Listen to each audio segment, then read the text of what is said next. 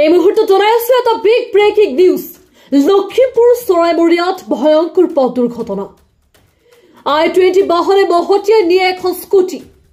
স্কুটিখনত আছিল দুগৰাকীকৈ যুৱতী। দুগৰাকী যুৱতীক চিকিৎসালয়লৈ প্ৰেৰণ কৰা হৈছে। এই মুহূৰ্তত জনাই আছো এটা বিগ ব্ৰেকিং নিউজ।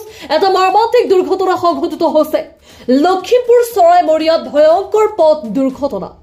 I-20 বাহনে মহতিয়াই নিলে এখন স্কুটি আৰু উক্ত স্কুটিখনত আছিল দুগৰাকীকৈ যুৱতী। উক্ত দুগৰাকী যুৱতীক চিকিৎসালয়লৈ প্ৰেৰণ কৰা হৈছে। এই মুহূৰ্তত জনাই আছো এটা বিগ ব্ৰেকিং নিউজ। এটা মৰ্মান্তিক দুৰ্ঘটনা সংঘটিত হৈছে লখিমপুৰ চৰাইমৰীয়াত। ভয়ংকৰ পথ দুৰ্ঘটনা।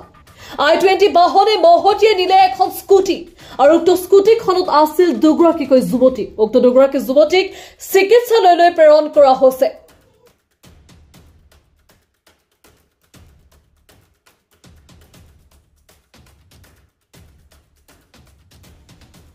News desk report, Assam time 8।